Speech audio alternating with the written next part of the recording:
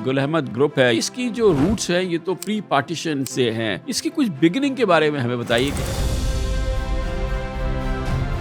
India में हमारी जो ग्रैंडफादर्स थे, नाना और दादा, उनकी बिजनेस काफ़ी बड़ी थी, उनकी फैक्ट्रीज थी, जापानीज काम करते थे उस फैक्ट्री में। और वहाँ कायदे आजम साहब रेगुलरली 1930s के बाद आते थे, फंड रेजिंग के लिए सपोर्ट मांगते थे।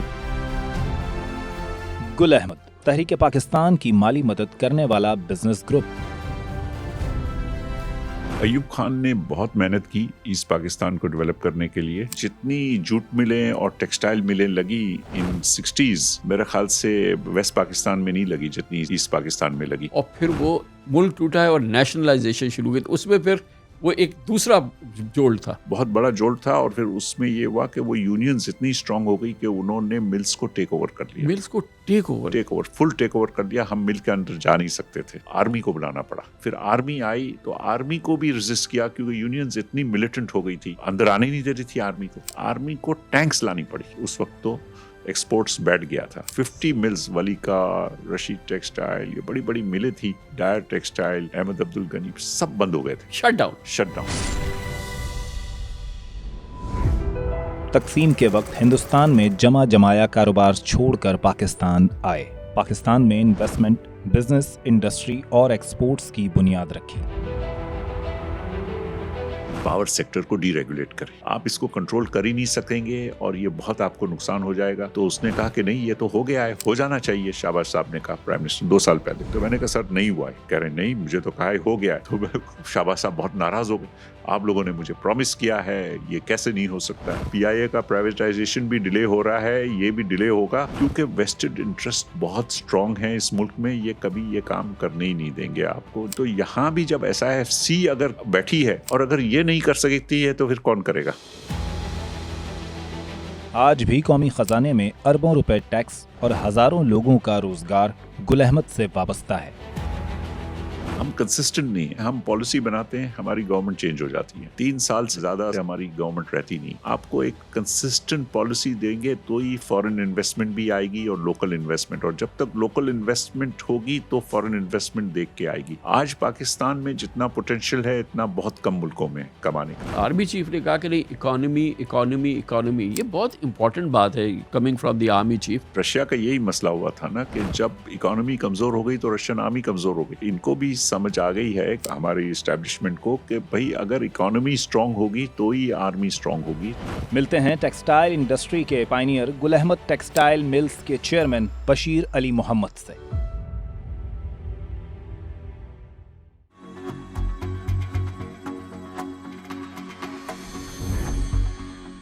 Thank you so much sir, आपने हमें ज्वाइन किया। ये फरमाइएगा कि जो गुल अहमद ग्रुप है, ये जो आपका माशाल्लाह जो बिजनेस फैमिली है, ये इसकी जो रूट्स हैं ये तो प्री पार्टीशन से हैं। इसकी कुछ बिगिनिंग के बारे में हमें बताइए कि how did it all start. ये ऐसा था कि हम उस ज़माने में भी, पाकिस्तान के पहले भी, इंडिया में हमारी जो ग्रैंडफादर्स थे, नाना और दादा, उनकी बिजनेस काफ़ी बड़ी थी, उनकी फैक्ट्रीज थी। जैसे वहाँ फैक्ट्रीज थी तो वहाँ मैचेस की भी फैक्ट्री बहुत बड़ी थी मेरे नाना की। तो वहाँ जापानीज काम करते थे उस फैक्ट्री में, ऑटोमेटेड फैक्ट्री थी। कहाँ इंडिया में थी? जूनागढ़, वेरावल में, जूनागढ़ के पास। ओके। और वहाँ कायदे आजम साहब रेगुलरली 1930s के बाद आते थे, मेरे नाना के घर रहते थे और उनसे फंड रेजिंग के लिए सपोर्ट मांगते थे। तो वो सब जगह उनको ले जाते थे।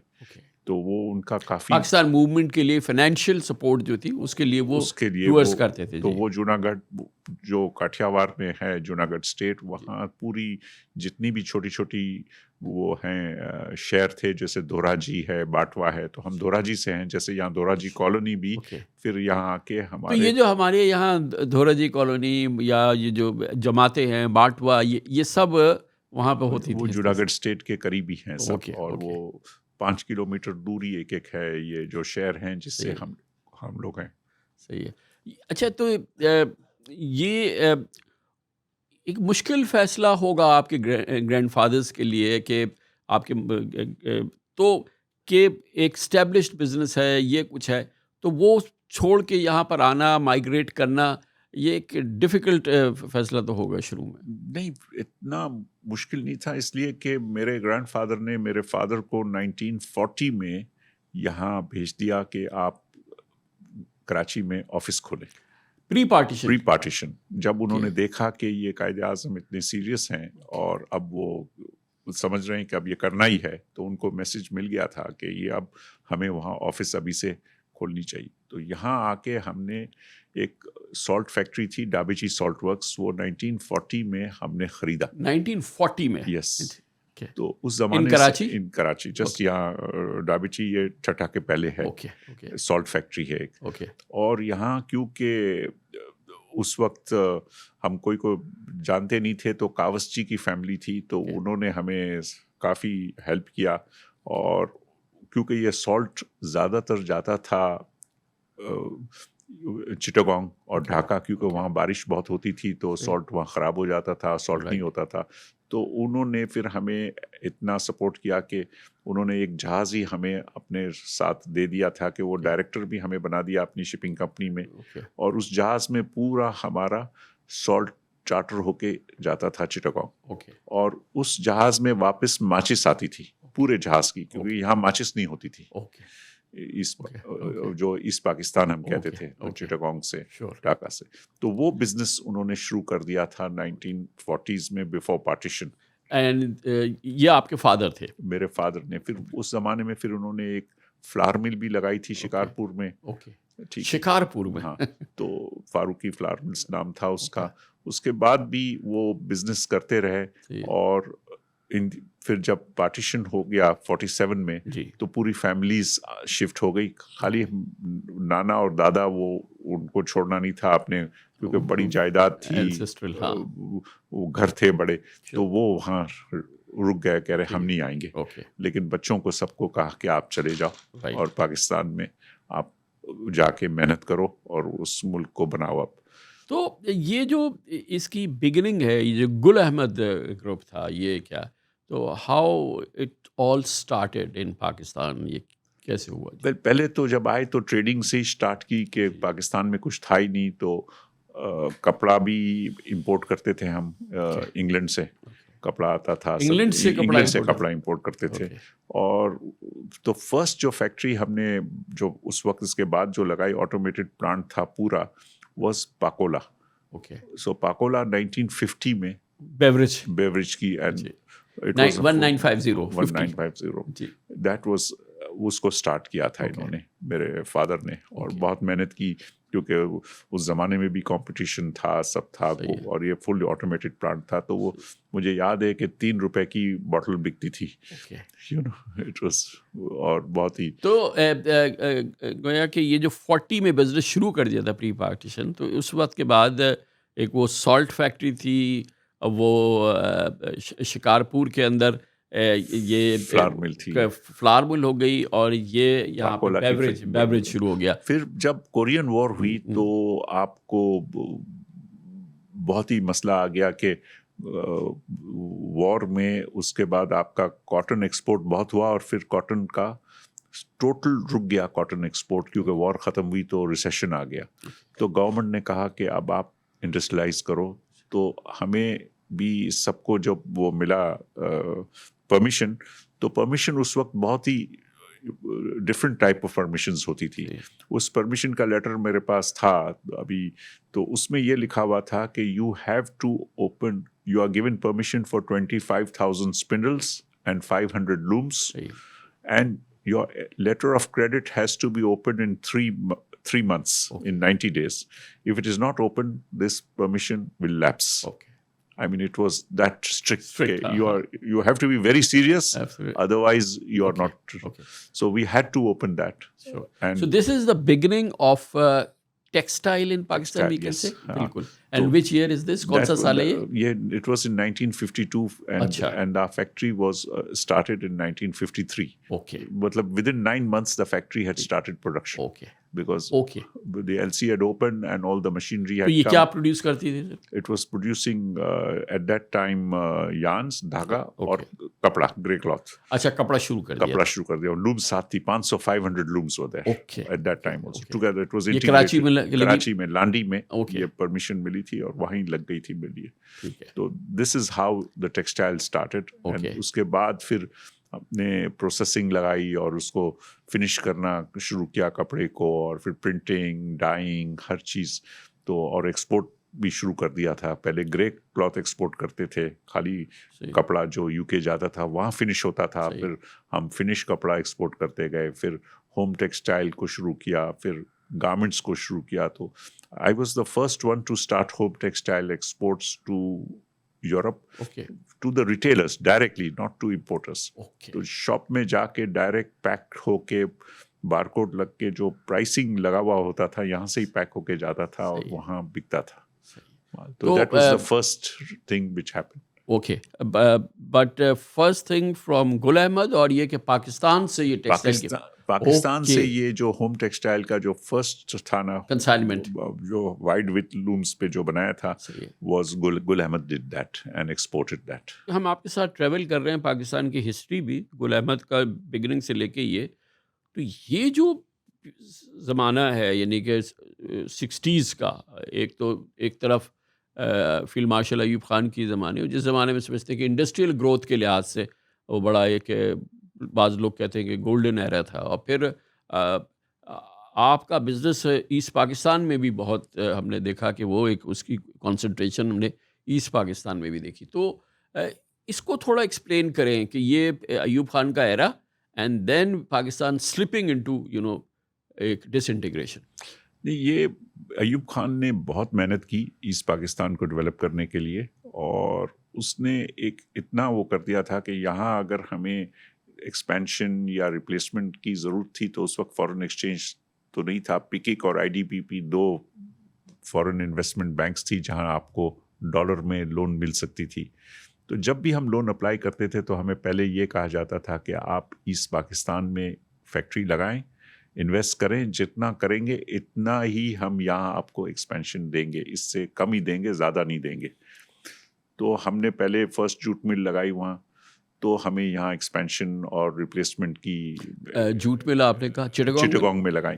फिर सेकंड जूट मिल हमने वाइडर विथ की लगाई वहाँ, कारपेट बैकिंग की, के जो कारपेट्स बड़े बनते हैं उसके पीछे जूट लगता है, उसकी न्यू टेक्नोलॉजी आई थी, वो पूरी मिल लगाई वहाँ। तो हमें उन्होंने फिर तो सेकंड वो दिया। आप ये कह रहे हैं, क्योंकि ये बड़ा इम्पोर्टेंट है बात, कि जो भी पॉलिटिकल वहाँ डेप्रिवेशन होगी, जो भी अपनी बात है वो तो जाहिर है अपनी जगह फैक्ट है, लेकिन Ayub Khan wanted industrial growth there, he wanted एक इकोनॉमी टू एक्सपैंड देयर, और वो काफ़ी उसके लिए विगरसली काम कर रहे थे।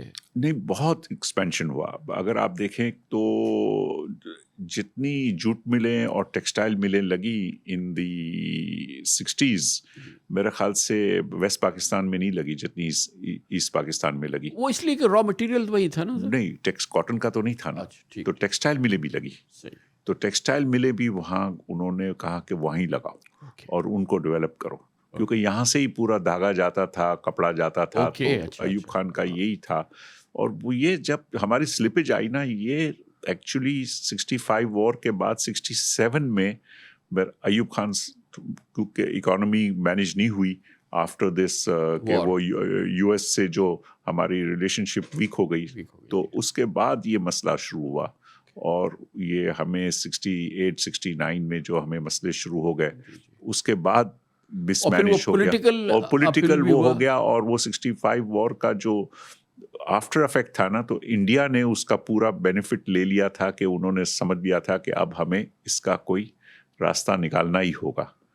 तो उसके लिए आई थिंक इंडियन काफ़ी इन्फिल्ट्रेशन थी उस वक्त ईस्ट पाकिस्तान में, और उन्होंने ऐसा माहौल कर दिया था कि हमारे यहाँ थोड़ी मिसकम्युनिकेशन हो गई दोनों पब्लिक्स में, और उसका ये जो बेनिफिट इंडिया को ही मिला उस वक्त। लेकिन उस वक्त जितने हमने देखा कि कंट्री में कोई प्रॉब्लम नहीं था। हमारे साथ जब हम पढ़ने भी गए थे तो हमारे साथ बंगाली हमारे जो ईस्ट पाकिस्तान के दोस्त थे, हम लोग जैसे एक थे, कभी हमें कोई फ़र्क नहीं था, हम पाकिस्तान की बात करते थे, कभी और कोई बात करते नहीं थे। जब हम 60s में जब हम पढ़ रहे थे, अर्ली 60s में इंग्लैंड में, और नौकरी भी करते थे, तो वहाँ क्लियर कट था कि कोई प्रॉब्लम नहीं था।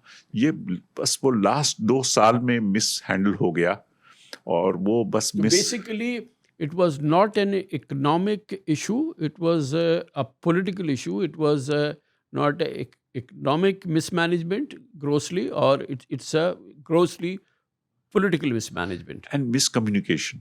Okay. It's because we have not been good at communicating to our people the real position, and we are not able to effectively have people at the helm of affairs who are able to talk to the people what is required of the country and what is required of the people. I think this is one of the मगर main things. Mistrust बहुत था ना बशीर भाई, वहाँ पे सबसे बड़ी बात तो ये थी कि मिसट्रस्ट बहुत था, and they didn't have a role in governance, और वो जो That started happening in the late 60s.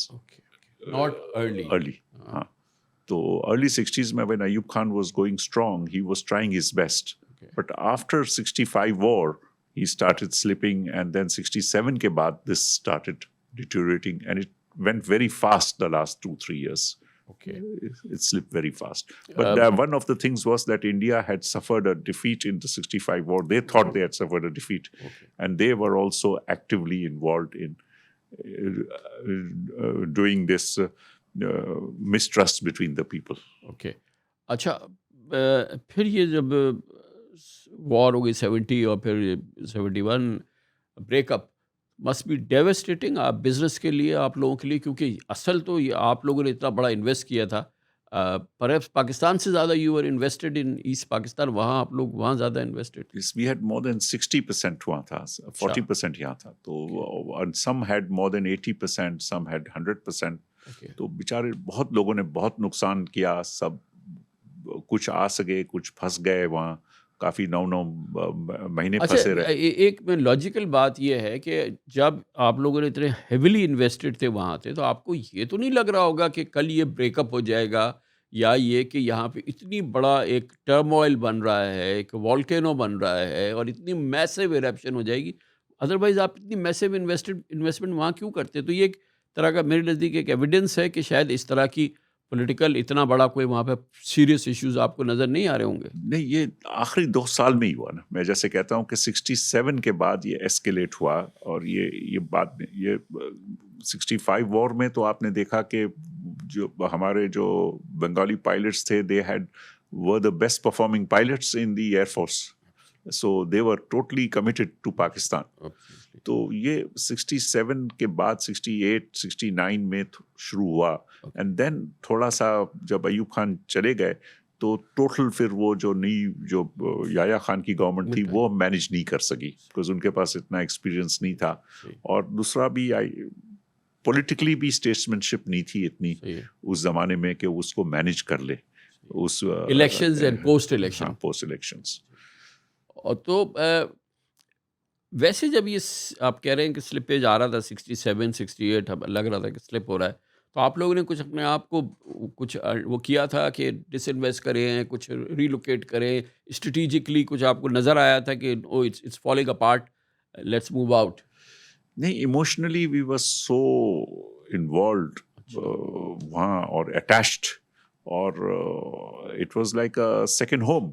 मतलब एक ही पाकिस्तान था ना, तो चिटागोंग में भी हमारे घर थे, हम रहते थे वहाँ भी, छुट्टियों में भी वहाँ चले जाते थे जब बच्चे थे, तो हमारे पेरेंट्स वहीं थे, तो अंकल्स पेरेंट्स वहीं काम करते थे, तो वो कभी भी इस तरह से आखिरी, मैंने जैसे कहा ना, आखिरी 2 साल में ये हुआ, by that time it was too late, जब हमें लगा कि हाँ ये आखिरी 1 साल हमें नजर आ रहा था कि अब ये नहीं बचेगा, अब ये नहीं मिसमैनेज हो रहा है, और उसको मिसमैनेज किया। जो मार्च का जो हमने जिस तरह से उनको क्लैम्प डाउन किया, वहां से गलती हुई। जो अगर वो क्लैम्प डाउन नहीं होता मार्च में, तो वो मसला नहीं आता। दैट वाज द आप फर्स्ट। ये कह रहे हैं कि ये जो डिबाकल हुआ, जिससे पाकिस्तान ब्रेकअप हुआ, जो दिसंबर में हुआ, उसके पहले मार्च मिलिट्री एक्शन था। उससे फिर वो बहुत ही वो हो गया, वो आउट ऑफ कंट्रोल हो गया। ओके, क्योंकि वो सिचुएशन ऐसी हो गई कि पॉइंट ऑफ नो रिटर्न पे पहुंच गई। हाँ, फिर वो इतना बड़ा एक्शन था कि जी। वो और लोग उसके बाद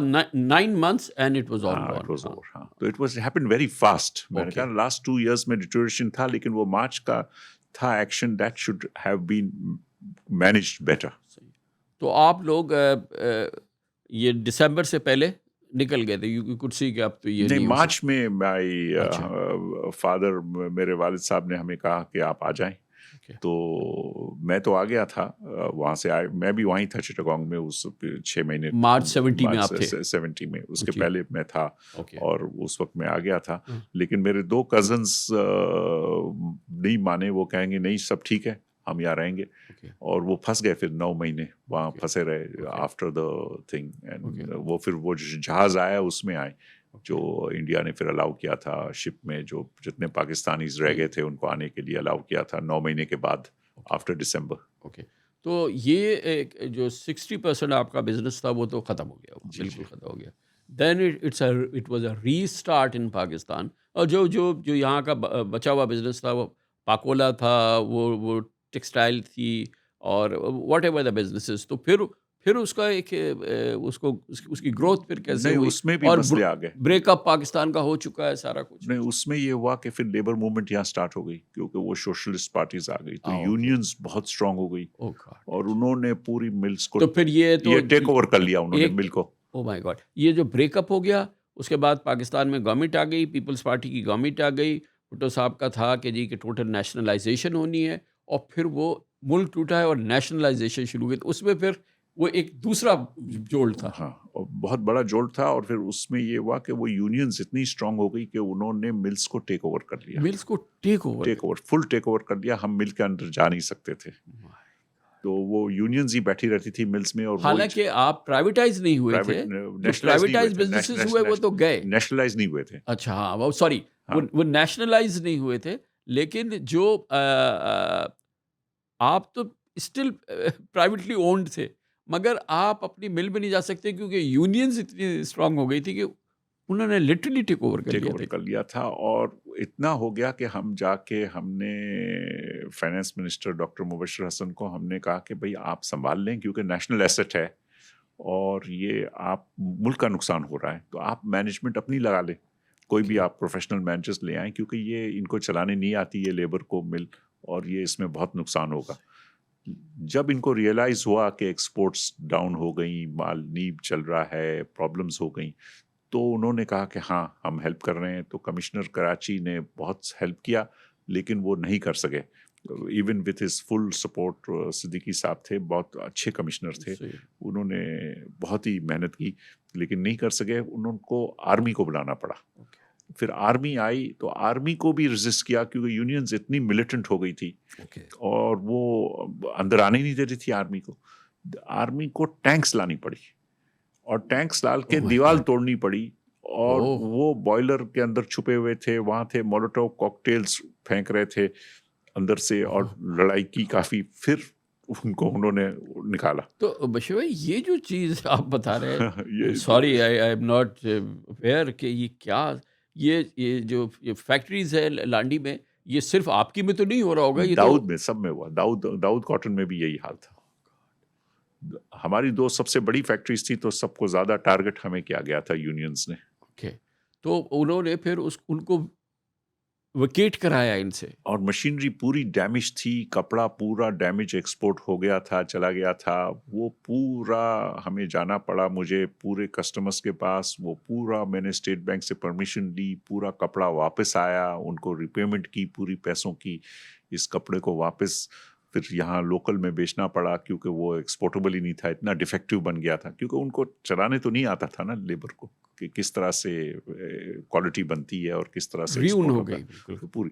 फिर उसको पूरा रिपेयर करना पड़ा। बहुत बड़ा काम था, बहुत मेहनत करनी पड़ी टू गेट बैक। और फिर उसके बाद फिर वो रीस्टार्ट, यानी कि रीइन्वेंट किया। तो वो कब शुरू हुआ फिर दोबारा? फिर वो 75-76 में थोड़ा थोड़ा स्टेबलाइज हो गया, हम एक्सपोर्ट करना शुरू कर गए थे वापस, और एक्सपोर्ट शुरू हो गया था। लेकिन तो भी पाकिस्तान वो नहीं था। और जब फिर वो मिलिट्री गवर्नमेंट ने जब टेक ओवर किया, जी, मार्शल लॉ लगा। मार्शल लॉ लग गया, हाँ। तो पूरा पाकिस्तान उस वक्त तो एक्सपोर्ट्स बैठ गया था।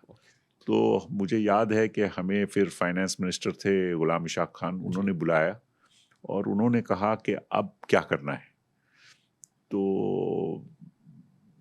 मैंने उनको कहा कि भाई ये तो चल नहीं सकता है, क्योंकि इतना लॉसेस हो गए हैं, इतने नुकसान हो गए हैं, और कुछ 50 टेक्सटाइल मिल थे जो साइट में, जो साइट एवेन्यू, टेक्सटाइल एवेन्यू कहा जाता था, वो बंद हो गए थे टोटल। 150 मिल्स, वलीका, रशीद टेक्सटाइल, ये बड़ी बड़ी मिलें थी, डायर टेक्सटाइल, अहमद अब्दुल गनी, सब बंद हो गए थे। कब शट डाउन। तो हमने कहा ये इतनी बंद हो गई है तो, और ये बेसिक था वो लेबर अनरेस्ट, लेबर का बहुत मसला था, और वो लेबर था, और फिर पॉलिसीज भी ये थी कि उन्होंने फिर क्या किया कि जब ये एक शॉर्टेज आ गई 71 में, जब ऑयल प्राइसेस बहुत हाई हो गए, तो दुनिया में शॉर्टेज आ गई, तो गवर्नमेंट ने बहुत ही एडहॉक डिसीजन ले लिया कि 40% एक्सपोर्ट ड्यूटी लगा दी यान पे, एक्सपोर्ट पे 40% एक्सपोर्ट ड्यूटी। ये पहली बार ऐसा भी हुआ है पाकिस्तान में। और 25% कपड़े पे ड्यूटी लगा दी, तो वो टोटल अनवायबल एक्सपोर्ट हो गया। बिल्कुल हम एक्सपोर्ट नहीं करने देंगे आपको। कह रहे आप बहुत ज्यादा प्रॉफिट हो रही है तो इसको हम ले लें, तो वो फिर टोटल फिर वो निकाली नहीं ड्यूटी टाइम पे, जब मार्केट गिर गई तो वो पूरा इंडस्ट्री खत्म हो गया। फिर ये हुआ कि आप ऑपोजिट देखेंगे, फिर जो गवर्नमेंट आती है गुलाम इशाक खान की, वो भी बड़े सख्त आदमी थे और बहुत सोशलिस्ट माइंडेड थे, और वो सब पूरी उनकी AGN Kazi, finance minister, HU Beg finance secretary, तो उन्होंने कहा, तो हमने कहा कि ये चल ही नहीं सकता है, हम एक्सपोर्ट कर ही नहीं सकते हैं और ये इम्पॉसिबल है।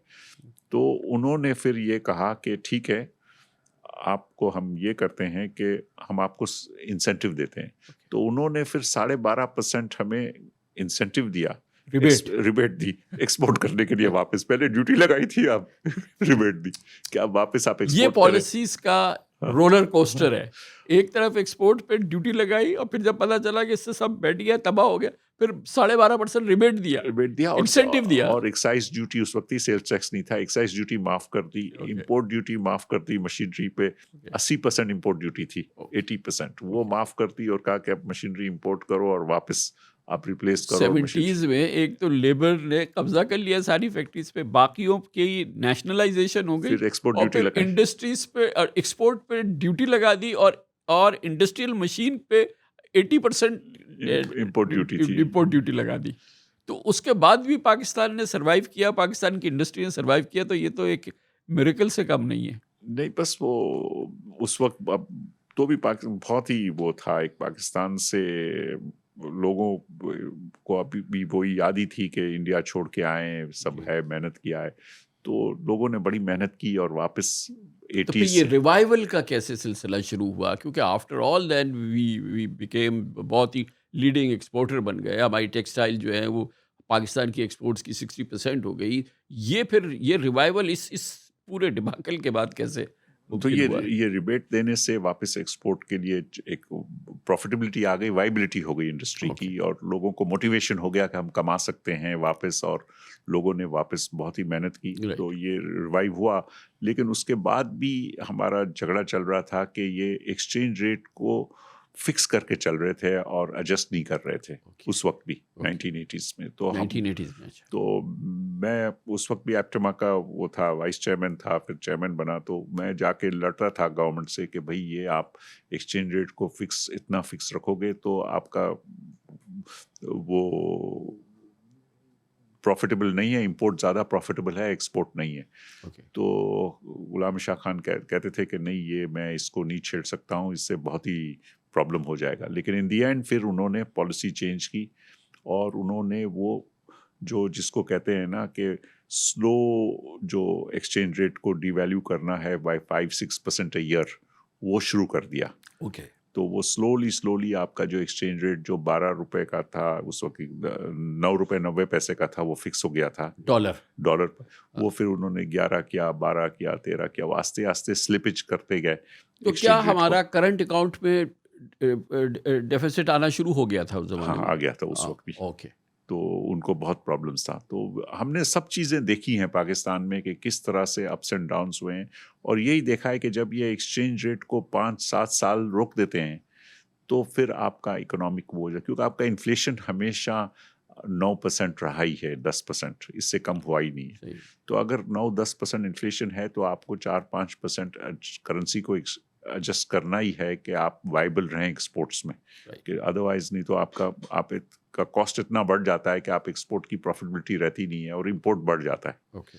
तो ये हमने सीख लिया है और इसको हम बाद में भी जब वो प्रॉब्लम नहीं है क्योंकि exchange rate, you know, for the sake of it, India वगैरह में तो एक ही एक्सचेंज रेट चल रहा है पता नहीं कितने साल से, क्योंकि हमारा मैच नहीं है, हमारी इंपोर्ट्स और एक्सपोर्ट्स के दरमियान मैच नहीं है, वो डेफिसिट है, इस वजह से जो है वो फिर नहीं, हमें। इंडिया और वो बांग्लादेश इंसेंटिव देते हैं। देखिए, सब कंट्रीज इंसेंटिव देते हैं because you need an export led growth, और आपको स्केल बढ़ाना है। जब तक स्केल नहीं बढ़ता है तब तक आप ओवर पूरी दुनिया की बाजार नहीं होती है, लोग आते नहीं हैं, ऑफिसेज नहीं खोलते हैं यहाँ अपने फॉरेन बायर्स, और जब स्केल होता है उनको पता है कि इतना ज़्यादा माल मिलेगा तो ही आएंगे। अगर आपका छोटा स्केल है तो वो Okay. फिर वो कंट्री में जाएंगे जहाँ स्केल है, क्योंकि वो ऑफिस अफोर्ड नहीं कर सकते। Right. तो वहाँ जब आप देखें इंडिया में भी तो 400-500 फॉरेन ऑफिसेज बैठी हुई हैं बाइंग करने के लिए, बांग्लादेश में 300-350 ऑफिसेज हैं, तो चाइना में भी 500 बड़ी कंपनी सबकी ऑफिसेज हैं, वॉलमार्ट की, टारगेट की, मार्क्स एंड स्पेंसर की, जितनी भी बड़ी कंपनीज हैं दुनिया की उनकी ऑफिसेज वहाँ हैं।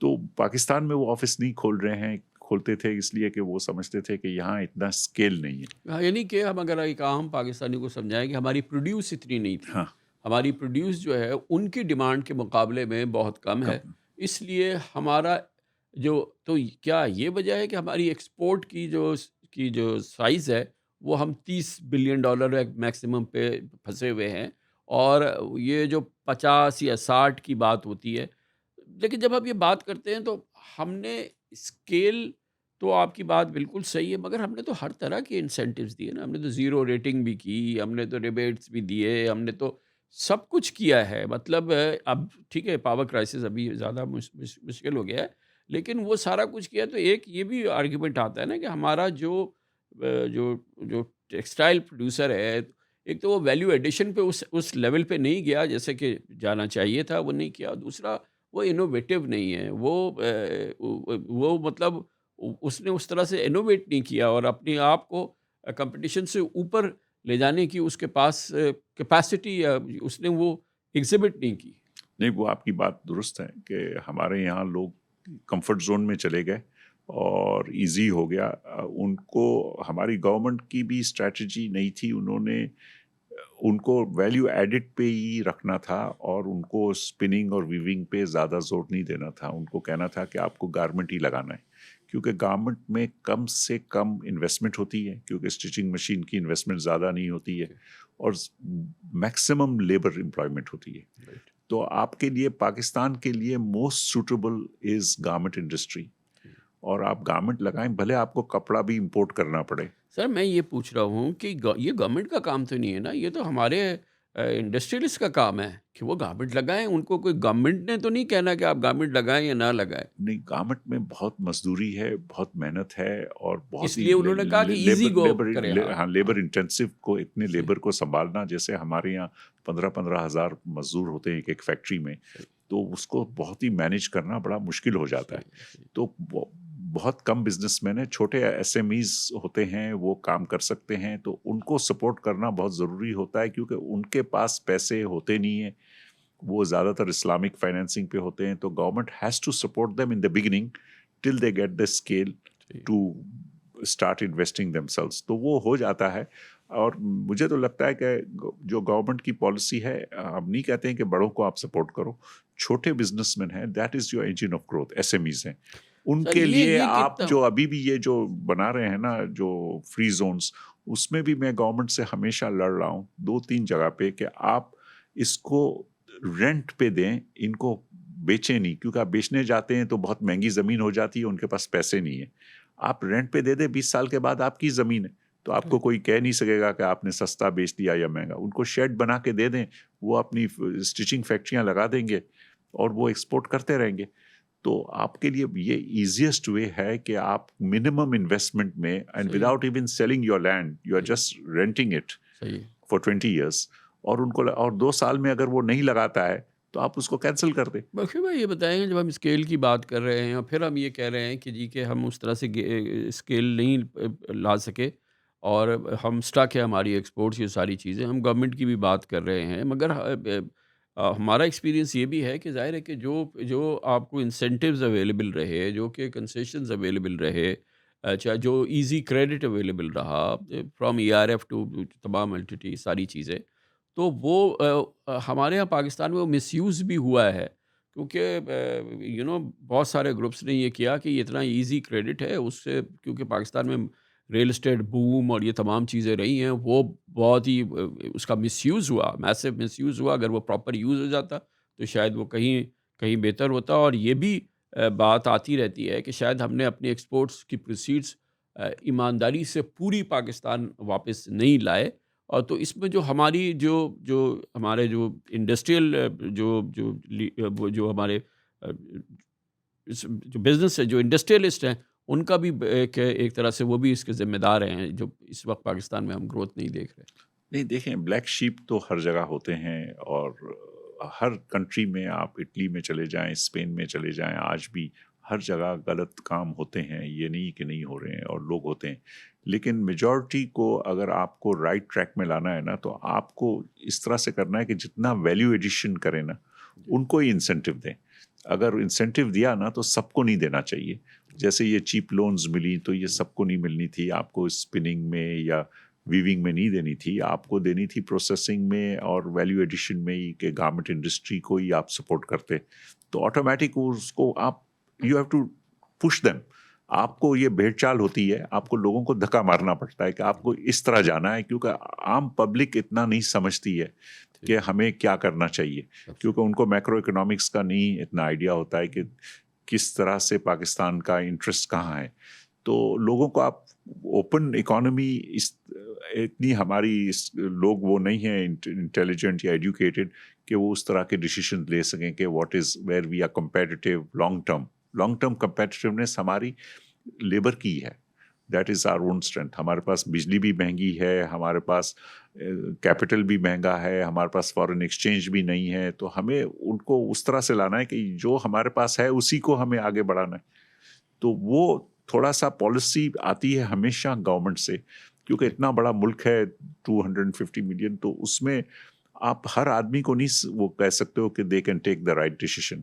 और जो बड़े ग्रुप्स हैं वो तो डाइवर्सिफाई कर गए, शुगर में, सीमेंट में, पावर सेक्टर में और सेक्टर्स में, तो उनको टेक्सटाइल में बहुत ही मुश्किल काम है, उसमें आपको SMEs को ही लाना है और वो ही मजदूरी करके बड़े होंगे उसमें, और that is your engine of growth in the future. IT industry है, टेक्सटाइल इंडस्ट्री ऐसी है जहाँ labour intensive and minimum investment of foreign exchange, that should be our future. आपने उस लेवल की डाइवर्सिफिकेशन नहीं की वैसे भाई, उसकी क्या वजह है? काफ़ी हद तक you remain restricted to textile. हाँ, नहीं, हमारी ये था कि हमारे जब क्योंकि इसमें जैसे मैंने कहा बहुत मजदूरी है टेक्सटाइल में, तो मेरे भी फैमिली में जो मेरे कज़न्स वगैरह थे, उन्होंने भी कहा कि हमें टेक्सटाइल में नहीं रहना है, तो 25 साल तो पहले ये वो गुल अलग अहमद हो जो गए, था, वो अलग हो फिर गए, डिवाइड हुआ ना। वो अलग हो गए मेरे जी। फैमिली, तो उन्होंने एनर्जी और उसमें चले गए वो लोग, और हम टेक्सटाइल में हमें दे दिया, बिकॉज उन्होंने कहा कि आप ही टेक्सटाइल जाते थे, पूरी दुनिया मेहनत करते थे, बेचते थे, आपको चलाने आता है, हमें हमारे बच्चे ये काम नहीं करेंगे, तो वो मेरे ज़िम्मे पूरा टेक्सटाइल दे दिया, राइट। तो मुझे फिर इसमें ही रहना पड़ा। तो अच्छा, टेक्सटाइल में भी होम टेक्सटाइल आपका काफ़ी बड़ा एक सेगमेंट है, और ज़ाहिर है दुनिया की जो बड़े से बड़े ग्रुप हैं, IKEA वगैरह, I think leading exporters Pakistan से उनके लिए हैं। और अब इस वक्त क्या जो करंट सिनेरियो है, जब हमारा एक्सचेंज रेट जो है वो इस तेज़ी से गिरा है, यानी कि अभी आपने देखा साल 1.5 साल के अंदर, अभी तो शायद बेहतर है 9 महीने से, लेकिन उससे पहले जो है, तो वो तो आपके लिए एक विंडफॉल होगा ना, क्योंकि ज़ाहिर है कि जब इतना डॉलर जो है वो कम हो गया तो। नहीं, उसका बेनिफिट कब मिलता है? जब वो लॉन्ग टर्म एक स्टेबिलिटी रहती है, जैसे हम अगर 5% ईयर करें, अगर इतना बड़ा हो जाता है तो आपका रॉ मटेरियल भी बढ़ जाता है, क्योंकि आपका कॉटन इंटरनेशनल प्राइस पे है, ओके। आपकी एनर्जी ऑयल पूरा इंपोर्ट है, तो हर चीज़ एडजस्ट हो जाती है। आपको 3 महीने का विंडफॉल खाली मिलता है। 3 मंथ्स में पूरा एडजस्टमेंट आई जाती है, क्योंकि आप देखें शुगर प्राइस, व्हीट प्राइस सब इंटरनेशनल प्राइस से लिंक हो जाता है, क्योंकि फिर यहाँ से अफगानिस्तान चला जाता है, ईरान चला जाता है और जगह चला जाता है। तो ये डिस्टॉर्शन नहीं चल सकते हैं। आपको इकोनॉमी को आप डीरेगुलेट आपको करना होता है, आप रेगुलेटेड इकोनॉमी में नहीं चल सकते हैं। तो ये अब जितना भी भले आप बुरा कहें कि एक्सचेंज रेट स्टेबल है, और एक्सपोर्टर्स के लिए मैं कहता हूँ it is better to have a stable exchange rate and improve your productivity. At one एक तरफ से आपको एक्सचेंज रेट का एक्सपोर्टर के पॉइंट ऑफ व्यू से जाहिर है कि ये एक अच्छा फ़ायदा है, एक अच्छी चीज़ नज़र आई है। इसी दौरान फिर कोविड आया। कोविड एक प्रॉब्लम था, लेकिन जो यहाँ पे स्टिमुलस दिया स्टेट बैंक ने, टर्फ वगैरह सामने आया, वो भी बड़ा चीप क्रेडिट मिला। उसका वो हमें फ्रूट्स नज़र नहीं आए जैसा कि नज़र आना चाहिए था। उसकी क्या वजह है? मतलब वो एक बहुत ही कंसेशनरी और बहुत ही स्ट्रॉन्ग स्टिमुलस था जो सेंट्रल बैंक ने दिया था। देखो, 2 काम सेंट्रल बैंक ने किए। एक तो बहुत ही अच्छा था कि उन्होंने कोविड में, क्योंकि काम रुक गया, दुनिया में लोगों ने एक्सपोर्ट के ऑर्डर्स रोक दिए, तो आपको यहाँ तनख्वाह देनी थी, तो हमें जो उन्होंने 2 साल की लोन दे दी इंटरेस्ट फ्री। तो उसमें तो वो नहीं था कि हमें कोई मशीनरी के लोन मिली, हमें लेबर के लिए लोन मिली, और लेबर को हम पे करते गए ताकि वो अनएम्प्लॉयड ना हो, अनएम्प्लॉयड नहीं हो, और वो इंटरेस्ट फ्री था, और वो कंसेशन पे लंबा हमें टाइम दे दिया टू रिपे दैट लोन। तो वो बहुत ही एक अच्छा वो था कि वो लेबर को उन्होंने बचा लिया। और पाकिस्तान को फिर जब स्टार्टअप मिला तो पाकिस्तान की लेबर तैयार थी और कंट्रीज की नहीं थी, तो पाकिस्तान को उसका बूम भी मिला तो ये एक्सपोर्ट बहुत में। ज़बरदस्त मूव थी सेंट्रल बैंक की। जो राइट पॉलिसी जो इतनी करेक्ट नहीं थी, जो टर्फ की लोन थी, जो इन्वेस्टमेंट के लिए थी, वो ज़्यादातर चली गई ऑन वैल्यू एडिशन पे नहीं गई। दैट वेंट फॉर स्पिनिंग, जो नहीं जानी चाहिए, क्योंकि आपके पास कॉटन नहीं है। कॉटन आप इंपोर्ट कर रहे हो, तो कॉटन इंपोर्ट करने से क्या फ़ायदा है कि आप रॉ मटेरियल भी इंपोर्ट कर रहे हो, फिर आप मशीनरी भी इंपोर्ट कर रहे हो, फिर आप एनर्जी भी महंगी, फर्नेस ऑयल और गैस इंपोर्ट कर रहे हो। तो आप इससे तो धागा ही इंपोर्ट कर लो, यार्न इंपोर्ट कर लो, या कपड़ा इंपोर्ट कर लो। आपको वैल्यू एडिशन में ही जाना था वहाँ। जैसे वहाँ फिर आपने सीमेंट में दे दिया, तो सीमेंट का भी आपको कंस्ट्रक्शन का भी इतना आप फिर बूम नहीं कंटिन्यू कर सका, तो वो भी आधी कैपेसिटी पे चल रही है आज, या कम कैपेसिटी पे चल रही है। तो आपने उस जगह पे उस वक्त जो आपने जो सपोर्ट किया ना, वहाँ भी आपको गवर्नमेंट को डायरेक्शन देना होता है कि this loan has to be used for this purpose only. Open दे दिया। The people misused it. Actually, it's the fault of the business community.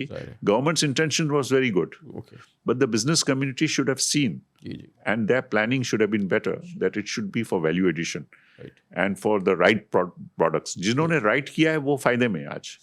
जैसे हमने हमारा we are doing well. We have not made a loss or anything.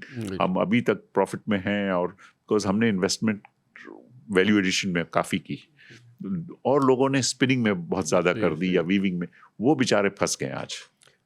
Textile export की जब बात हुई, 2-3 बार आपने मेंशन किया कि कॉटन इंपोर्ट करना पड़ता है, कॉटन इंपोर्ट करता है। वी आर वेरी अनफॉर्चुनेट, क्योंकि हम तो कॉटन एक्सपोर्टिंग कंट्री थे, हमने तो 14 मिलियन बेल्स किए। ये जो हमारा इस तरह की सिचुएशन है, ये तो बहुत ही तकलीफ़ की बात है ना। हम बजाय इसके कि हम इंक्रीज़ करें, हम बेहतर हों, हम तो उससे आधे हो गए। नहीं, ऐसी बात नहीं है। देखें, पूरी दुनिया में चेंज आ गया है, और हमें चेंज को अडॉप्ट करना है। अच्छा, चेंज ये आ गया है कि आप देखें कि पहले 100% कॉटन इस्तेमाल होता था कपड़े में, फिर 80 हो गया, फिर पॉलिस्टर आ गया, फिर वॉश एंड वेयर आ गया। आज आप गेस करें कितना कॉटन है पूरे कंजम्पशन में इन टेक्सटाइल? It's only 20%। वो ज़माना अब नहीं है कि 100% कॉटन, 100% अब 80%, क्योंकि अब एयर कंडीशन आ गए, अब इतनी गर्मी नहीं होती है। अब टेक्निकल टेक्सटाइल आ गए कि जहां आप स्पोर्ट्स वेयर में आपको जो स्पेशल फाइबर आप पहनते हैं, जो उसके अंदर टी शर्ट्स में आपको ना गर्मी होती है ना सब। टेक्निकल एक्टिव वेयर कहते हैं, एक्टिव वेयर, टेक्निकल टेक्सटाइल या एक्टिव वेयर। तो स्पोर्ट्स वेयर, फिर लेजर वेयर बहुत ज़्यादा आ गया। कोविड में आपने देखा कि लोग घर से काम कर रहे हैं, ये कर रहे हैं, तो पूरा एक चेंज आ गया है। तो इस चेंज में दूसरा क्या है कि आपके पास ज़मीन लिमिटेड है, पानी लिमिटेड है, तो आपके पास food security is more important, and to export food is more profitable than to export cotton. And to import cotton is actually better, and it's even better to import yarn, which is cheaper, because अगर India और countries Uzbekistan 2 या 3 Saint में वो बिजली देता है, और यान आप उसके पास कॉटन बहुत है और आपको धागा बना के फ्री दे देता है, तो आपको क्या जरूरत है कि आप कॉटन इंपोर्ट करो, फिर मशीनरी मंगाओ और फिर महंगी बिजली इस्तेमाल करो। तो ये हमें हमारी प्लानिंग कमीशन की ये वो है कि उनके पास ये सब इंफॉर्मेशन होनी चाहिए, and they should be planning कि भाई ये हमें इस बिजनेस को कम कर देना, हमें वैल्यू एडिशन ही रखनी है, हमें गारमेंट ही बनाना है। वी शुड बी हमें देखो, दर्जी is the cheapest thing, skill दर्जी को बनाना, और वो फॉरेन एक्सचेंज कमाता है, तो और क्या चाहिए आपको। और इंपोर्ट भी आप कर रहे हो कपड़ा, तो वो भी आपको यहाँ बच जाएगा, आपको लोकल में भी। तो ये जो सारी जनरेशन्स का एक्सपीरियंस है, जो इस वक्त जो आप बात कर रहे हैं, हमारे साथ शेयर कर रहे हैं, we are very lucky to hear all this. आप तो गवर्नमेंट की सारी एडवाइजरीज में ज़रूर होते हैं। मैं हमेशा से देख रहा हूँ कि हर गवर्नमेंट में जब भी कोई एडवाइजरी होती है या काउंसिल बनती है या कुछ होती है, यू आर ऑलवेज देयर। तो या तो ये बताइए कि आप जाते हैं वहाँ, आप जैसे और लोग भी बैठे होते हैं, तो आप लोग जो बात करते हैं वो अगर नहीं सुनते तो फिर आप बाद में क्यों जाते हैं? तो अगर वो सुनते हैं तो क्या, what your experience in that जो ये फील्ड है जिसमें आप एडवाइस कर रहे होते हैं गवर्नमेंट को, वो आपको क्या बता रहा है? देखिए, गवर्नमेंट का ये होता है कि गवर्नमेंट में बहुत ही वेस्टेड इंटरेस्ट होते हैं, और वहाँ हमारा काम होता है कि हम इनको राइट डायरेक्शन में ले जाएं। और अगर मैं एग्जांपल दूं कि मैं इतने सालों से लड़ रहा हूं इनसे, लेट 90s से, कि आप डीरेगुलेट करें पावर सेक्टर को, बिकॉज ये पावर सेक्टर आपको नहीं वो करने देगा। क्योंकि जाहिर है इस वक्त पावर सेक्टर जो है वो ये पाकिस्तान की इकोनॉमी का कैंसर है, सबसे टेरिबल इस वक्त इशू है ये। तो मैं आपको इसकी हिस्ट्री दूं कि लेट 90s में हमारे पास सरप्लस पावर हो गया था, तो मैं उस वक्त भी गवर्नमेंट में, जैसे आप कह रहे हैं, आपने बड़ी जल्दी से बात कर दी। लेट 90s में पाकिस्तान के पास पावर सरप्लस था 500 मेगावाट सरप्लस था। खैर सरप्लस तो आज भी है, लेकिन उस वक्त फर्स्ट टाइम सरप्लस हुआ था। सही है। तो गवर्नमेंट ने कहा कि हम ये 500 मेगावाट इंडिया को बेच दें। तो मुझे कहा गया था कि आप चेक करें, क्योंकि आपका बहुत ही एक्सपीरियंस है ट्रेड विथ इंडिया में, हमारा लॉन वगैरह बहुत फेमस था इंडिया में और माल जाता रहता था। तो हम लोगों ने, पाकिस्तान बिजनेस काउंसिल भी थी उस वक्त, हमने बिगनिंग में हम बना रहे थे, तो हमने चेक किया, तो इंडियंस ने कहा हम इंटरेस्टेड हैं 500 मेगावाट लेने, उनके यहाँ बहुत शॉर्टेज थी। तो ये लेट 90s की आप बात कर रहे हैं, तो यानी कि नवाज शरीफ साहब की गवर्नमेंट होगी। तो हमारे पास सरप्लस था, इंडिया के पास नहीं था सरप्लस, शॉर्टेज थी, और वो हमसे 500 मेगावाट खरीदना चाह रहे थे कि हम उनको 500 मेगावाट बिजली दे। ये एक तारीखी एक बड़ी तल्ख हकीकत है। तो फिर क्या हुआ? फिर तो हमारी गवर्नमेंट ने, फिर जब हमने सब बातें कर ली, तो उन्होंने कहा कि नहीं, ये तो नहीं हो सकता है, हम इंडिया को ट्रस्ट नहीं कर सकते, ये कल ये नहीं लेंगे तो हम कहाँ जाएंगे। हमने कहा वैसे तो हमारे पास सरप्लस है, अगर आप बंद कर देंगे, वो नहीं लेंगे तो उनका नुकसान होगा, हमारा कुछ। लेकिन वो एक हमारा मिसट्रस्ट इंडिया से ऐसा है कि हम उसको सोच ही नहीं सकते कि हम इंडिया से ओपन ट्रेड करें, और उसमें हमें बहुत नुकसान होता है काफ़ी चीज़ों में, क्योंकि हमारी सीजनल प्रॉब्लम्स हैं कि हमारे यहाँ जब अनियंस बनते हैं या टमाटोज उगते हैं, तो वो क्योंकि हम कनाल सिस्टम पे हैं, इंडिया मानसून है, तो वो 2 months का लैग आता है। तो हमारे यहाँ जब सरप्लस होता है और ख़राब हो जाता है, अनियंस ख़राब हो जाते हैं, टमाटोज ख़राब हो जाते हैं, वो इंडिया जा सकते हैं और बॉर्डर क्रॉस करके 2 दिन में, तो वहाँ शॉर्टेज होती है, और तो गरीब आदमी को वहाँ भी फ़ायदा होता है, इन्फ्लेशन, और वहाँ जब सरप्लस होता है और वहाँ ख़राब होता है तो यहाँ आ जाता है। तो ये काफ़ी चीज़ें ऐसी हैं जहाँ रीजनल ट्रेड बहुत बड़ा काम करता है दुनिया में, to keep the prices down. और ये अगर ये पावर परचेज एग्रीमेंट हमारा हो जाता इंडिया से, तो ये तो एक ट्रेड की एक बड़ी लाइन खुल गई होती ना। ये तो इसके बाद इंडिया ने बहुत बड़ा काम किया, कि इंडिया ने भी गलती की थी जो पाकिस्तान कर रहा था, कि ये जो जिस तरह से रेगुलेटरी रिजीम बनाया, तो वहाँ भी रेगुलेटेड बहुत था पावर का। तो वहाँ सबसे बड़ी कंपनी थी एक अमेरिकन कंपनी एनरॉन करके, जिसने बहुत बड़ा, जैसे आपको हमारा लगा था, उन्होंने भी लगाया था। तो इंडियन गवर्नमेंट ने भी देखा कि ये गलती हो गई है, तो काफ़ी लड़ाई हो गई और उन्होंने कहा कैंसिल कर दो, तो कैंसिल किया उन्होंने एग्रीमेंट, काफ़ी झगड़े हुए, वो भी वहाँ आर्बिट्रेशन, पे भी वो सॉवरेन गारंटी सॉवरेन वगैरह होगी गारंटी, सब वो कुछ। सब। तो बहुत ही अमेरिका से उनके रिलेशनशिप इससे ख़राब भी हो गए इंडिया के, लेकिन इंडिया ने सीख लिया उससे।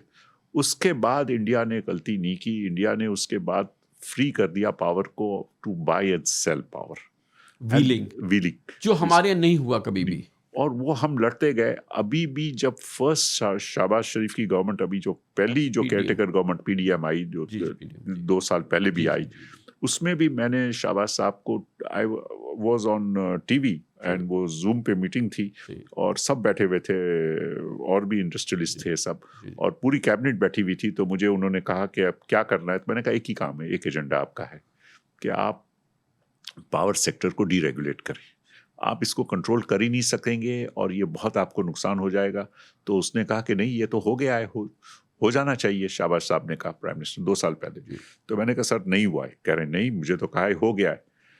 फिर उन्होंने पावर मिनिस्टर से बात की, उस वक्त वो थे दस्तगीर खान। जी, जी, जी। तो उन्होंने कहा कि नहीं, बशीर साहब राइट कह रहे हैं, ये अभी नहीं हुआ है और जून में हो जाएगा। वो उस वक्त जी, मई था, बजट आ रहा था। तो मैंने कहा सर ये नहीं होगा जून में भी, आप देख लें, क्योंकि इसमें ये करने नहीं देंगे जो लोग का वेस्टेड इंटरेस्ट है, ये नहीं होगा। तो उन्होंने कहा, फिर मैंने कहा आप सेक्रेटरी साहब से पूछें। तो सेक्रेटरी साहब ने कहा नहीं, बशीर साहब राइट हैं, जून में नहीं होगा। तो शहबाज साहब बहुत नाराज हो गए, आप लोगों ने मुझे प्रॉमिस किया है, ये कैसे नहीं हो सकता है। तो उन्होंने कहा कब होगा, तो उन्होंने कहा अगस्त। मैंने कहा सर भले ये कहते हैं आपकी गवर्नमेंट अगस्त में नहीं होगी, इलेक्शन जा रहे हैं आप, और ये आपका होगा ही नहीं, आप देख लेना। और ये नहीं हुआ अगस्त के बाद, आज तक नहीं हुआ, और आज तक नहीं हुआ। मैंने वापस भी, अभी शहबाज साहब ने एक मीटिंग बुलवाई थी, तो मैंने वापस जूम पे था मैं, तो मैंने वापस इनको याद दिलाया। मैंने कहा आपको याद है ये बात हुई थी? तो उन्होंने कहा मुझे याद है और ये अभी हो जाएगा। मैंने कहा नहीं होगा सर, आप जो भी कर लें ये नहीं होगा। जैसे PIA का प्राइवेटाइजेशन भी डिले हो रहा है, ये भी डिले होगा, क्योंकि वेस्टेड इंटरेस्ट बहुत स्ट्रांग है इस मुल्क में। ये कभी ये काम करने ही नहीं देंगे आपको, जो मुल्क के इंटरेस्ट में कितने काम है, और इसीलिए पाकिस्तान रह जाता है। आपकी जब प्राइवेटाइजेशन हुई थी उस ज़माने में, तो आपको प्राइवेटाइजेशन में जनरल सईद कादर थे जी। और उन्होंने पुश किया था, और तो उनको कोई रोक नहीं सका था उस वक्त। तो यहाँ भी जब SIFC अगर बैठी है और अगर ये नहीं कर सकती है, तो फिर कौन करेगा? तो अगर आपको या तो प्राइवेटाइजेशन भी करना बहुत ज़रूरी है अभी, डिस्कोस को, PIA को, क्योंकि दुनिया को दिखाना है कि वी मीन बिजनेस। क्योंकि अभी देखें हमने, हमारी इकोनॉमी बहुत अच्छी हो गई है माशाल्लाह, और वी आर ऑन द मतलब राइट पहले से ICU से बाहर आ गई है, खड़ी हो गई है। नहीं, बहुत अच्छी, इन्फ्लेशन डाउन हो जा रहा है, हर चीज़ ठीक है। तो अब हमें राइट डायरेक्शन में जल्दी स्टेप्स लेने हैं, इसको कैश इन करना है। अगर हम ऐसे ही बैठे रहे और 6 महीने निकाल दिया, तो we'll be back to square one. तो we need to move fast now, we have to do the privatization, we need to do deregulate the energy sector. देखिए डिस्टॉर्शन और इसका आएगा। क्या करें सर, ये जो 3000 अरब का ये सर्कुलर डेट सिर्फ ये पावर सब सेक्टर का देखिए, इसमें से मिसमैनेजमेंट का ही 25% है। It's not that. आप अगर ये IPP से सेटल भी कर लेंगे ना, तो आपको ये 3-4 रुपए का फर्क पड़ेगा, ज़्यादा नहीं फर्क पड़ेगा। तो आप इसको ज़्यादा बेनिफिट, आप क्रॉस सब्सिडीज आपकी बहुत हैं, तो वो क्रॉस सब्सिडीज आप ख़त्म कर नहीं सकते हैं, क्योंकि पब्लिक इतनी बेचारी फंसी हुई है कि उनके पास तनख्वाह इतनी कम है कि वो बिजली का बिल दे ही नहीं सकते हैं। तो आपको एक ही रास्ता है कि आप इसको, उससे वर्ल्ड बैंक से बात करें, एक सॉफ्ट लोन ले लें डीरेगुलेशन की, कि भाई हम डीरेगुलेट कर रहे हैं, शॉर्ट टर्म हमें एक झटका आएगा, हमें ये खाना पड़ेगा। लेकिन क्योंकि ये इनको भी, सबको, पूरी दुनिया को पता है कि ये जब तक फ्री नहीं करेंगे ना, कंपटीशन आएगा और बाय एंड सेल होगा ना। तो अगर मुझे आपको माल बेचना है, तो मुझे पता है कि आपको ज़रूरत है 4 महीने के लिए भी, तो मैं 4 महीने के लिए बेच दूंगा बिजली, वापस भी मैं ख़रीद लूँगा जब आपके पास सरप्लस है। तो जो जिसको बेचना है, जिसको लेना है, इसकी फ्री मार्केट होती है। इंडिया ने कर दिया है और मुल्कों ने भी कर दिया है, बहुत मुल्कों ने कर दिया है। तो आपको कोई न्यू सिस्टम नहीं बनानी है, आपको जस्ट कॉपी करना है, और इसकी पूरी एक्सपर्टीज पूरी दुनिया में, और हमारे पास भी लोग बहुत अच्छे हैं जो इसको समझते हैं। अभी भी हमारे जो एनर्जी मिनिस्टर हैं, मोहम्मद अली, जो एनर्जी मिनिस्टर हैं, वो बहुत ही जानते हैं इस चीज़ को बहुत अच्छी तरह से। तो वो ये बहुत जल्दी हो सकता है, और इसको बहुत जल्दी आपको करना है। डिस्कोस को आपको प्राइवेटाइज करना है, भले लॉस हो, आपको 1 रुपया नहीं मिले, लेकिन आपकी लायबिलिटी खत्म। बायर्स हैं सर, बायर्स होंगे क्या, कैसे करें? मतलब आप ठीक है, हम भी कहते हैं प्राइवेटाइज करें, बेचे तो उस वक्त जब कोई खरीदार तो हो सामने। तो भी करोगे ना, डिले होगा, क्योंकि इसमें इतनी मिसमैनेजमेंट और इसमें इतनी चोरी है कि जो लोग बैठे हुए वो क्यों छोड़ेंगे? वो छोड़ेंगे ही नहीं ना कभी भी। तो आपको एक दफ़ा इसको मुश्किल काम को करना ही है, और ये इंशाल्लाह हो जाएगा। इस मुल्क को बचाना है, क्योंकि अभी आपका ये बेस्ट चांस है कि इसको जितना जल्दी कर सकें आप कर लें, क्योंकि ये जितना भी आप रेगुलेट करेंगे ना, वीट प्राइस को, शुगर प्राइस को, ये कभी भी डिस्टॉर्शन आप कंट्रोल कर ही नहीं सकते। This economy is too big. Pakistan is the 5th largest country in the world. You can not regulate now. You can help people with their, the Only poor people, facilitate, facilitate them and help them to reduce the prices by giving them, support them financially or in a utility stores, say food wise or something. But आप regulation करने जाएंगे price को, तो आपके borders भी खुले हैं, open है, आप इसको कंट्रोल नहीं कर सकते। इतनी छोटी इकोनॉमी सर, और इस लेवल की ये पर कैपिटा हमारी, तो हम कहीं दुनिया से तो नहीं कंपेयर करते, लेकिन ये पर कैपिटा हमारी इंडिया जैसी थी, बांग्लादेश जैसी थी, बल्कि शायद हम बेहतर थे, डेफिनेटली बेहतर थे। कहाँ हम बिल्कुल पीछे रह गए? या फिर अब दूसरे मुस्लिम कंट्रीज़ देखते हैं जो कि semi democracy type, Malaysia, Indonesia, ये तमाम मुल्क, वो क्या, हम में क्या प्रॉब्लम आया? आपको बहुत एक्सपीरियंस है, सारी दुनिया को देखते हैं आप, कि जो ये सब बिल्कुल स्टीम्ड अहेड चले गए, और हम जो है वो पीछे चलते चले गए। हम कंसिस्टेंट नहीं है। देखें, हम पॉलिसी बनाते हैं, हमारी गवर्नमेंट चेंज हो जाती है। 3 साल से हम ज़्यादा, 3.5 साल से हमारी गवर्नमेंट रहती नहीं है, और वो जो रहती है वो भी तो टर्माइल में होती है ना। और वो भी बीच में सीखती है, बिकॉज लर्निंग कर्व होता है, नए लोग आते हैं, तो वो पॉलिटिकल अपहीवल्स आ जाते हैं सर, आ जाते हैं, तो वो एक आपका वो मसले रहते हैं, और वो पॉलिसी चेंज होती रहती है। अगर आप 5 साल की पॉलिसी नहीं देंगे, भले उसमें थोड़ा सी तकलीफ होगी एक दफ़ा, लेकिन आपको एक कंसिस्टेंट पॉलिसी देंगे तो ही फॉरेन इन्वेस्टमेंट भी आएगी और लोकल इन्वेस्टमेंट, और जब तक लोकल इन्वेस्टमेंट होगी तो फॉरेन इन्वेस्टमेंट देख के आएगी। आज पाकिस्तान में जितना पोटेंशियल है, इतना बहुत कम मुल्कों में है कमाने का, लेकिन क्योंकि पॉलिसी कंसिस्टेंट की, वो प्लानिंग कमीशन अगर आपको 5 साल की एक प्लान दे दे, और फिर उसको फाइनेंस मिनिस्ट्री और पूरी SIFC और पार्लियामेंट उसको इंडोर्स कर दे कि अब इसमें कोई चेंज नहीं आएगा, तो ही बात बनेगी। अगर ऐसे है कि हर साल अगर हम चेंज करते रहेंगे, कि हमें पता ही नहीं है कि पावर का प्राइस क्या है अगले साल, या हमें इंटरेस्ट कॉस्ट भी हमें पता ही नहीं है कि कितना हो जाएगा, वापस बढ़ जाएगा, कम हो जाएगा, तो ये बड़ा मुश्किल हो जाता है। तो ये इसको अभी आपकी मॉनेटरी पॉलिसी भी ठीक है, एक्सचेंज रेट भी स्टेबल हो गया है, तो ये बहुत अच्छा वक्त है कि अगर आप एक consistent long term 5 year policy दे दें और इसको इस तरह से प्लान दे दें, तो अब मेरे ख्याल से अब this is the best time. और प्राइवेटाइजेशन और डीरेगुलेशन कर दें एनर्जी सेक्टर को, और व्हीलिंग अलाउ कर दें, ये 3-4 चीज़ें कर दें, तो मेरे ख्याल से this country will take off. भाई आपका again back to your experience है, और कंसिस्टेंसी, अब जब भी बात करते हैं सब कहते हैं कंसिस्टेंसी चाहिए, पॉलिसी बता दो 5 साल क्या रहेगी। हमारे पास वो इंस्ट्रूमेंट नहीं रहा, हमेशा आप जैसे फरमाया 2-3 साल में गवर्नमेंट ख़त्म हो जाती है, 4 साल में एक अपहीवल होता है। हमने एक इदारा बनाया SIFC का, और गवर्नमेंट आपसे मशवरा करती रहती है, सब लोग आपसे बात भी करते हैं। तो ये जो SIFC का जो इदारा बना, मैं पर्सनली अपने एक्सपीरियंस की वजह से समझता था कि अच्छा है, कि ये एक अच्छी चीज़ हो गई है, सॉलिड है। आर्मी होती है तो वो कंसिस्टेंसी की एक हमें गारंटी हो जाती है कि वो कर सकते हैं, और वो उनके पास सिस्टम्स भी होते हैं, सब कुछ होता है। ठीक है, इसमें बिजनेस इन्वॉल्व है, लेकिन उन्होंने बहुत वाइड रेंजिंग लोगों को इसमें शामिल किया, बहुत सिंसियरली बातचीत की, और 2 साल से हो गए हैं इस ऑलमोस्ट जब किसी ये इदारा बना है, लेकिन वो रिजल्ट्स जो है ना वो डिलीवर नहीं हो रहे हैं। छोटी-छोटी चीज़ें, मतलब FBR वगैरह का जो उन्होंने बनाई, 2 बार कैबिनेट से पास कराया, वो जो उसका रिफ़ॉर्म होने थे या जो कुछ होने थे, एक कदम आगे नहीं बढ़ा। तो मुझे थोड़ा-सा ये एक फीलिंग हो रही है कि अगर ये भी नहीं कर सके तो फिर कैसे कंसिस्टेंसी आएगी? ये एक मेरे ख़्याल में एक बहुत बड़ा चैलेंज था हमारे सामने, कि इसको हो जाता मगर फिर भी नहीं है, तो बाकी तो कंसिस्टेंसी का हमें बहुत प्रॉब्लम है। देखिए, हमारा एक ही मसला है कि हम कम्युनिकेशन हमारी बड़ी वीक है। हमें जो हमारे जो इदारे हैं ना, उनको एक्चुअली पब्लिक को कॉन्फिडेंस में लेना है, और वो पब्लिक को मिसट्रस्ट हो गया है गवर्नमेंट से और गवर्नमेंट को पब्लिक से, both sides are mistrusting each other, और उससे ये आपका जो आप कह रहे हैं ना कि ये क्लैरिटी नहीं है, तो हम आगे नहीं बढ़ रहे हैं। तो मेन चीज़ हमारी ये है कि वी मस्ट स्पीक ऑनेस्टली कि ये मसले हैं और इसको इस तरह हैंडल करना है, और हमें सब साथ मिल के करना है। मतलब ये नहीं है कि हम आपस में लड़ते रहें। This is our main problem कि हमारी establishment, bureaucracy, judiciary, politician, businessman, they are all at different tracks. तो ये नहीं होगा। ये you have to all come together and work together to take this country out. We have to get a act together. मतलब this is the whole idea, this is the main word, act together. अगर हम अलग अलग करेंगे तो वो कभी नहीं हो सकता है। तो सब मुल्कों में यही होता है कि पूरी चाइना भी चल रहा है तो एक ट्रैक पे चल रहा है, इंडिया भी चल रहा है तो भले जो भी है मोदी हमारे लिए अच्छा नहीं है, लेकिन इंडिया को तो एक ट्रैक पे चला रहा है। ठीक, तो वियतनाम भी वही कर रहा है अपना।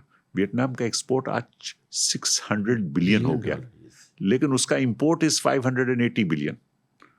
ये नहीं है कि देखो उसने, मैंने कहा ना, इम्पोर्ट बेस्ड है। इम्पोर्ट बेस्ड है। मैं यही कह रहा हूँ कि आपको भी इसी तरह सोचना है। आपको नहीं सोचना है कि मुझे कॉटन ग्रो करना है टेक्सटाइल एक्सपोर्ट करने के लिए। आप इंपोर्ट करके भी कर सकते हो, पॉलिएस्टर भी इंपोर्ट करके वापस एक्सपोर्ट कर सकते हो, फाइबर भी, यान भी, कपड़ा भी। तो आपको बहुत ओपन माइंड करना है अपने आप को, और लेकिन पूरे मुल्क को कॉन्फिडेंस में लाना है कि अब this is the new world order. It's a very open world. It's a very transparent world. There is no secrets in the world today. Social media is very strong. You have to use the social media. And जितना आप transparency और honestly करेंगे तो उसको कोई dispute नहीं कर सकता है। सच हमेशा सच होता है। आप जितना सच बोलोगे ना, इतना आप स्ट्रांग हो जाओगे। तो आपको पब्लिक को रियल स्टोरी बतानी है कि भाई ये प्रॉब्लम्स है हमारी, ये तकलीफ है, आप हमें ये सपोर्ट चाहिए, और फिर आपको एक्शंस चाहिए, इम्प्लीमेंटेशन करना है, दिखाना है पब्लिक को कि देखो हम we mean business, we are doing this. जैसे डीरेगुलेट करना है, हम डीरेगुलेट कर रहे हैं, हमें प्राइवेटाइजेशन करना है, हम कर रहे हैं। देखो आपकी पूरी पीआई बैठ गई है, इतनी हो गई है कि कल ये प्लेन आपको सेफ्टी के बहुत बड़े मसले हो गए, ईयू अलाउ नहीं कर रहा है। तो आप इतना बड़ा रिस्क लेके क्यों अपने ऊपर रख रहे हैं? दे दें पब्लिक प्राइवेट सेक्टर को, थोड़ा कम पैसे में दे दें। क्यों थोड़े पैसों के लिए कर रहे हो? ओपन बिडिंग कर रहे हैं ना, तो इसमें क्या आपको कोई कह देगा? 6 पार्टीज हैं, बिडिंग कर रही हैं, जो बेस्ट बिडर है उसको देना है। तो आप, मेरा तो पर्सनल कुछ नहीं है, इसलिए मैं कह सकता हूँ कि I am not in the bidding, तो पर्सनल इंटरेस्ट नहीं है। तो ऐसे जितनी भी चीजें कर रहे हैं, डिस्कोज है, जो भी, आप ओपन बिडिंग करवा दें। एक और चीज़ है, ये तो इंटरनल बात की है, ये जो जियो स्ट्रेटेजिक हमारी पोजीशनिंग की बात होती है, हम बड़े इंपॉर्टेंटली पोजीशनड हैं, ये सारी चीज़ें, मगर हमारा ट्रेड नहीं है, हमारे नेबर्स के साथ कोई ट्रेड नहीं है, इंडिया के साथ नहीं है, ईरान के साथ बिल्कुल नहीं है, सैंक्शंस हैं, अफगानिस्तान के साथ नहीं है, चाइना के साथ एफटीए है हमारा, बहुत ही ऑफ बैलेंस है यह जो सिलसिला है। और फिर जियो स्ट्रेटेजिक पोजीशनिंग में भी हमें थोड़े से इश्यूज हैं जो कि लोगों के लिए बड़े बेनिफिट होते हैं, उसके सारा कुछ है। ये कितना काउंट करता है इकोनॉमी की ग्रोथ के लिए, बिजनेस की ग्रोथ के लिए? देखिए, हमने एक हमेशा वो क्या हुआ है कि हमारी फॉरेन पॉलिसी है ना, it is more of a strategic defence policy. इसको हमें चेंज करके जियो इकोनॉमिक डिफेंस पॉलिसी कंबाइन बनानी पड़ेगी। क्या इकोनॉमिक्स अगर स्ट्रांग होगी तो डिफेंस भी स्ट्रांग होगा मुल्क में। तो ये हम मिस कर रहे हैं। हमारे पास उस कैपेसिटी के अब लोग नहीं रहे जो शुरू में थे जब अच्छा, हमारा इसमें एक प्लानिंग बड़ी कमीशन था। पॉजिटिव बात है, आपके इल्म में है, आप जानते हैं कि अभी जब आर्मी चीफ ने यहाँ बिजनेसमैन के साथ मीटिंग्स की सारी की, तो उन्होंने बल्कि बिजनेसमैन से पूछा कि इम्पोर्टेंट क्या है, सिक्योरिटी या इकोनॉमी? तो बिजनेसमैन की एक कंसेंसस ये था कि सिक्योरिटी, मगर आर्मी चीफ ने कहा कि नहीं, इकोनॉमी इकोनॉमी इकोनॉमी। ये बहुत इंपॉर्टेंट बात है coming from the army chief, कि वो कहते हैं कि नहीं, ये हम सिक्योरिटी स्टेट नहीं, हमें इकोनॉमी पे तवज्जो देना है। नहीं, ये रशिया का यही मसला हुआ था ना कि जब इकोनॉमी कमज़ोर हो गई तो रशियन आर्मी कमज़ोर हो गई। तो इनको भी समझ आ गई है कि हमारी इस्टेब्लिशमेंट को कि भाई अगर इकोनॉमी स्ट्रांग होगी तो ही आर्मी स्ट्रांग होगी। तो आपको, जैसे मैंने कहा ना, कि जो economic strategy, defence strategy should be combined, क्योंकि डिफेंस इज़ वेरी इंपॉर्टेंट। क्योंकि अगर डिफेंस नहीं होगा तो मुल्क में कैओस हो जाएगा और फिर मुल्क भी नहीं चलेगा। तो आपको स्ट्रांग आर्मी भी चाहिए और स्ट्रांग इकोनॉमी भी चाहिए और नहीं, पॉलिटिशियंस वो तो हमारे पास है ना सर। ये तो अब हमारे अल्हम्दुलिल्लाह, ये यानी कि ये तो हमारा कंसर्न नहीं है ना सिक्योरिटी के पॉइंट ऑफ व्यू से कि एक स्ट्रांग आर्मी है। वी आर न्यूक्लियर स्टेट, हाँ सबसे बड़ा न्यूक्लियर आर्म्ड स्टेट है, हम सारे कुछ है। तो ये तो काफ़ी गारंटीज हमारे पास है। अब तो हमारा वैसे ही हमारा फोकस इकोनॉमी पे ही होना चाहिए, लेकिन इकोनॉमी अगर कमज़ोर हो रही है तो अब तो उससे बहुत ज़्यादा कमज़ोर हो गए ना अब। नहीं नहीं, बहुत ही लेकिन अभी आपको बहुत बड़ा एडवांटेज है कि अब देखो स्टेबल आपका एक्सचेंज रेट हो गया है ना, जी जी, उससे आपको वापस जो ये पैसे चले गए थे ना, ये वापस पैसे आ जाएंगे डॉलर, ओवरसीज पाकिस्तानी के डॉलर्स आ भी रहे हैं, आ भी रहे रेमिटेंस हैं बढ़ गए। और आ जाएंगे। तो आपको और सपोर्ट मिलेगा बहुत ही, और आपको बहुत काफ़ी फ़ायदा है। जैसे मैं कह रहा हूँ ना, ये आज जो नेक्स्ट 3 मंथ्स है ना पाकिस्तान के लिए बहुत ही क्रिटिकल हैं कि हम इसको बहुत ही अच्छी तरह से अपने आप को मैनेज कर लें। जैसे प्राइवेटाइजेशन में, ये डीरेगुलेशंस में, जो 3-4 बहुत ज़रूरी चीज़ें जो चाइना से भी हम कर रहे हैं ना, तो हम स्ट्रैटेजिक पॉइंट से नहीं कर रहे हैं। जैसे ML1 हमें फर्स्ट करना चाहिए, बिकॉज उससे हमें जो बेनिफिट है ना वो Connectivity हो बहुत जाएगी। ज़्यादा बेनिफिट है। नहीं, आपका पूरा फर्नेस ऑयल, कार्गो, पेट्रोल बच जाता है, ये बच जाता है, और आपका आधे रेट पे माल चला जाता है पेशावर, और आधे रेट से वहाँ से नीचे कराची आ जाता है, हाफ प्राइस हो जाता है। और फिर आपका इन्वायरमेंट, क्लाइमेट चेंज, ये सब आपका प्रॉब्लम सॉल्व हो जाते हैं। तो एक चीज़ से आपकी हर चीज़ सॉल्व हो जाती है। तो हम इस तरह से अपने आप को सोच लें कि ये चीज़ें ही हमें करनी है, सब चीज़ें नहीं करनी है। तो उस तरह से अगर हम अपने आप को फोकस कर लें ना, तो तो मेरे ख्याल आपका से जो क्रक्स है पूरी बात का वो ये कि एक बार फिर we have this golden opportunity. Yes, economy के हमारे फंडामेंटल्स जो हैं वो ठीक हो गए हैं और काफ़ी कंसोलिडेट कर रही है ये इकोनॉमी। तो ये एक बार फिर हमारे पास इकोनॉमी है कि हम इसको स्लिप ना होने दें और अब हम यहाँ से अपनी फाउंडेशन बनाएं ग्रोथ की, क्योंकि ग्रोथ नहीं है ना सर, ये 2% 2.5% में क्या हम 3% में कैसे आगे बढ़ेंगे। नहीं, इंशाल्लाह ये मुझे तो पूरी उम्मीद है कि पाकिस्तान को हमेशा चांस मिलता ही रहता है और हम इसको घुमा देते हैं। अब वापस हमें बहुत अच्छा मौका मिला है, और अल्लाह करे कि हम लोग सब साथ मिल के इसको अब इम्प्लीमेंट करें, हमारे को जो ये पॉलिसीज़ हैं। और इंशाल्लाह मुझे बहुत अच्छा वक्त नज़र आ रहा है अगर पाकिस्तान अगर इसको इम्प्लीमेंट कर ले। Thank you so much sir, बहुत बहुत शुक्रिया। Thank you.